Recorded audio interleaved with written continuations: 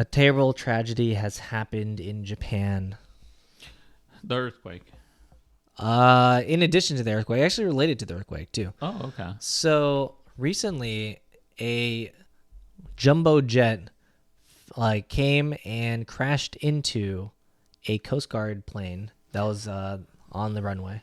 I did hear about this. I don't think it was as big as the earthquake. Important, but I don't think it was as big of a coverage as the earthquake. But go on. Yeah. So this story is kind of a tale, like a warning sign of what could happen. Because once I looked more into this topic, it turns out near misses or almost collisions are happening more than we think in the United States because of certain things that we're going to bring up.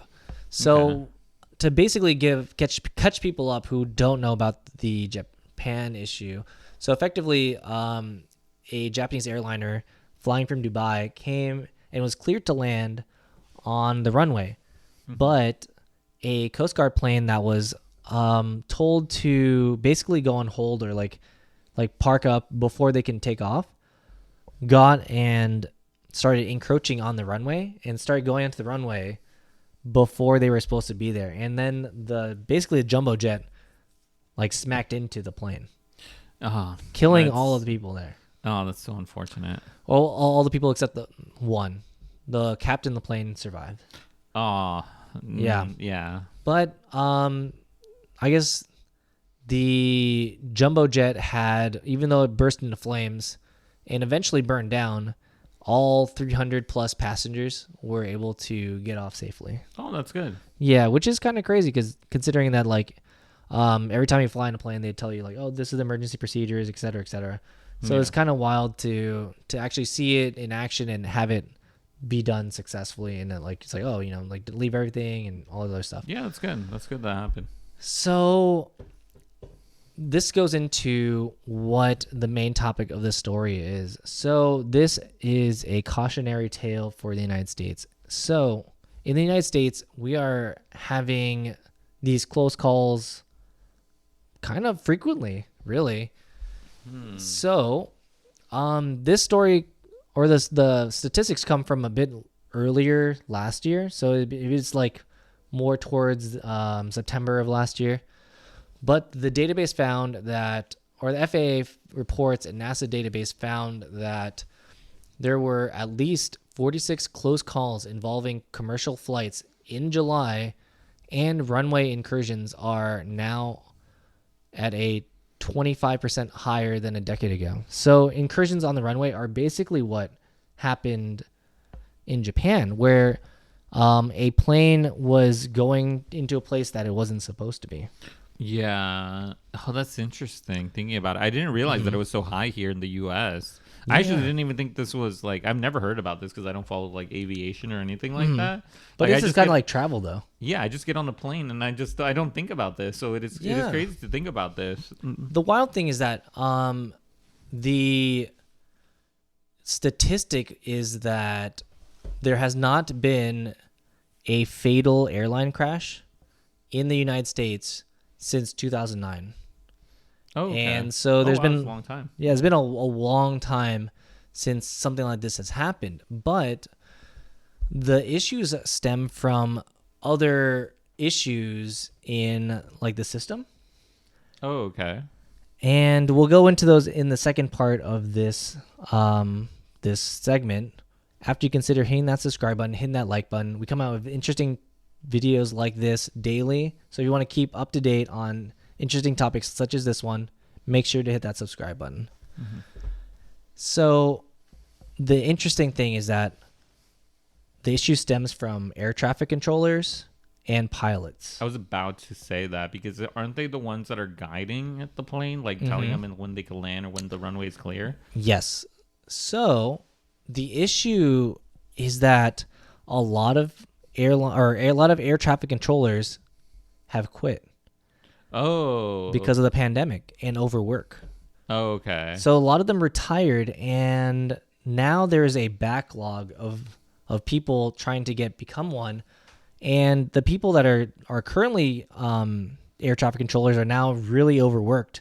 So they're working Oh, odd no. hours. They're, working odd hours, working long shifts. Mm-hmm. And there's just not enough manning to actually handle all of the air traffic, especially during this time when there's like exponentially more people traveling by air.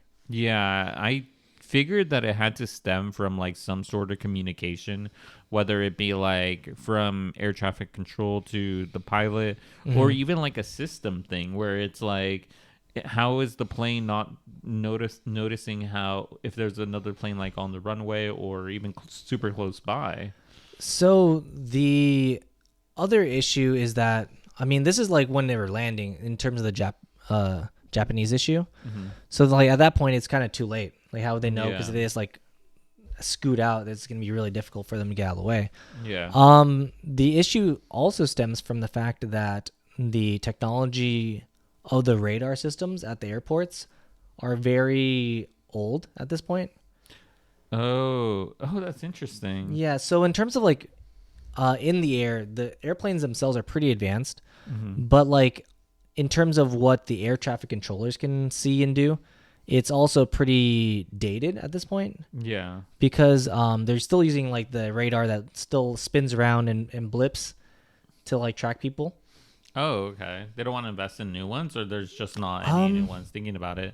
It's more of so like everything in the realm of air travel is very regulated. Oh, yeah, yeah. So it takes a long time for new technologies to be, You're right. Yeah. accepted by the commission and stuff. Yeah, you're right.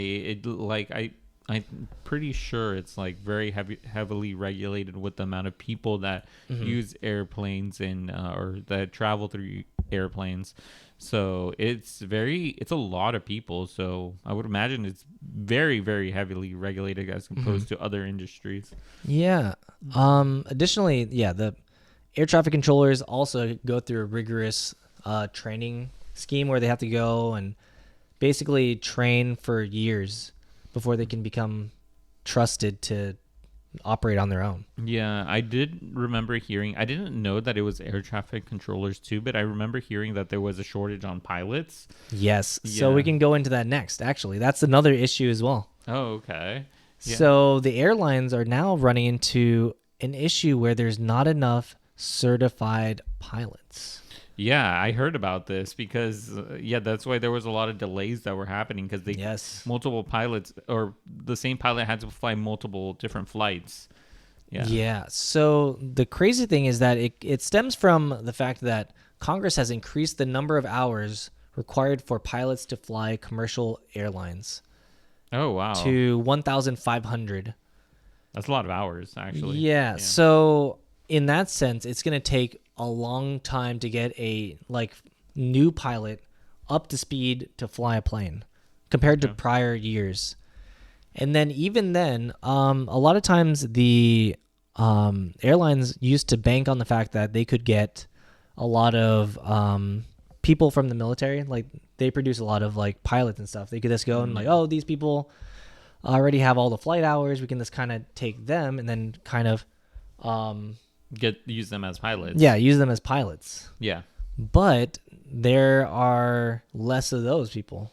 Yeah. The military's not producing as many pilots. So now there's this thing where the airlines need to train up more people, but it's going to take longer for them to train up people, and it's just going to take a longer period of time to actually get people into the seats.